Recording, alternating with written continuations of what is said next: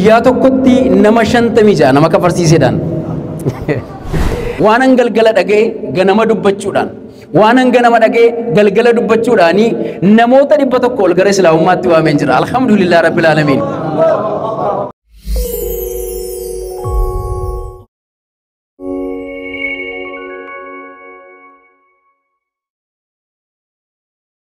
Alhamdulillah, assalatu wassalamu ala rasulillah sallallahu alaihi wasallam, amma ba'd. Assalamu alaikum wa rahmatullahi wa barakatuh. Duraan dursee akka kanatti isa walitti nu qabee fayyaa nuu kennuun, yeroo nuu kennuun, akkasumallee jaalala nuu kennuun, tokkummaa nuu kennuun rabbiif galanni haa ga'u. Alhamdulillahi rabbil alamin.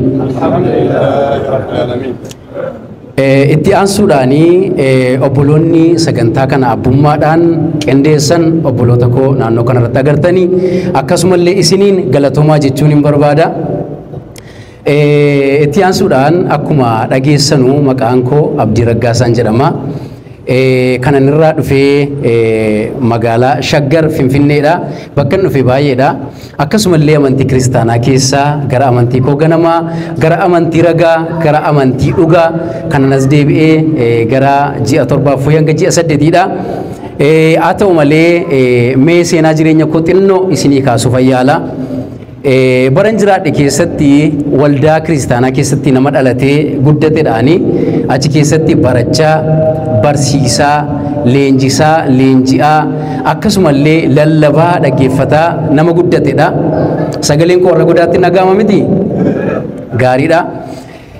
Haa ta'u malee dukkanni kufrii daa'imummaarraa kaasee nurratti ijaaramaa, nurratti hojjetamaa, nurratti jabeeffamaa akka dhufetti dhufeetu sagantaalee garaagaraa sagantaalee seena qabeessa kirosidii gurguddaa konfiraansii adda addaa saba hedduuf xiqqaa dura dhaabadhee nama tajaajilaa turedha. Alhamdulillah rabbil alamin.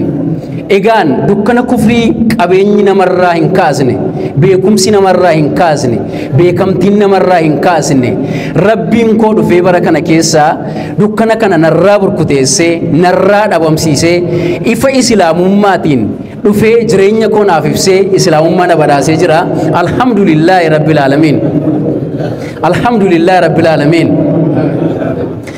Dhugaa dubbachuudhaaf dukkana kufrii ani keessaa ba'e keessaa ba'uun baay'ee ulfaataadha. Sababiinsaa tokkoffaa ijoollummaa keessan irraa kaastanii wanta dhugaadha jedhamaa dhufe soba jechuun baay'ee ulfaataadha. Lammaffaa waan hawaasa gidduutti guddattan keessatti argaa dhuftan, shaakalaa dhuftan dhabuun baay'ee ulfaataadha. Namoonni naannoo keenya turan gaafa nuyi addunyaa kana keessaa ba'anu akka waan nuyi salphannee, akka waan nuyi duunee, akka waan nuyi duudhaaf safuu ganneetti nu ilaalan. Garuu akkas miti. Nuyi dhugaa isa ta'e, Rabbi biratti fudhatamaa isa qabu, karaa dhugaa fi karaa sirrii isa ta'e, karaa keenya ganamaatti deebine malee safuu yookiin duudhaa ganne miti. Alhamdulillah rabbil alamin. Itti aansuudhaanii waggaa lamaan dura protokoliin keenya guddaa ture, tajaajila guddaa jedhamnee waamamna. Waldaa kiristaanaa bakkoota garaagaraatti hundeessuudhaan namoota gara kiristaanummaatti waamuudhaan guyyaa tokkotti nama 56 nama kafarsiisedhaan.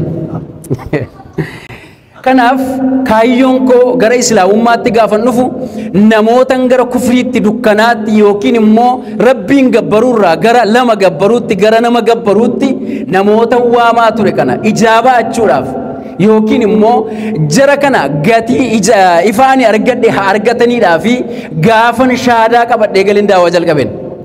Gaafa kana chaalenjoonni hedduun natti dhufaniiru. Chaalenjiin jalqaba natti dhufe yoo jiraate hin baranne gadi taa'ii baradhu maaliif daawwaa goota ifa islaamummaa maaliif dubbatta islaamummaa maaltu sii galee jennaan islaamummaa irraa haasofta kan jedhudha. Anis islaamummaa kana balleessuurra islaamummaan kun karaa koo baduurra dogoggoreeraa laata jedheen namoota hayyootaa fi beektota naannoo koo jiran gaafadhe. Isaanis akkas naan jedhani. nabiyyiin keenya ergaa tokko nutti dhaammataniiru innis aayaa tokko illee ataatu amma dhageesseef amma beekturraa biraan ga'e kan jedhu siif barreeffame ati kanatti hojjedhu naan jedhan ani yeroo hundumaa sana booda waanan galgala dhaga'e ganama dubbachuudhaan waanan ganama dhaga'e galgala dubbachuudhaanii namoota 100 ol gara islaamummaatti waameen jira alhamdulillah rabbil alamin gaafa namoota gara islaamummaatti waamnu maqaa baay'ee nutti kennama ture challenge hedduutu nu mudata ture hidhamuudha amma ari'atamuurra hamma jibbamuurra amma dhabamsiifamuurra amma maatii kootti challenge guddaan hin baay'ata ture alhamdulillah challenge kana hundumaa tokkichi koo inni gara dhugaatti na waame na moosisee na injifachiisee irra na aansee har'a namoonni na jibban namoonni na ari'atan namoonni na miidhuudhaaf kallattii garaagaraatiin alkallattiif kallattiidhaan yaalaa turan filannoo isaan qaban obsi isaanii gaafa dhumu na wajjin nagaadhaan jiraachuu jalqabanii jiru alhamdulillah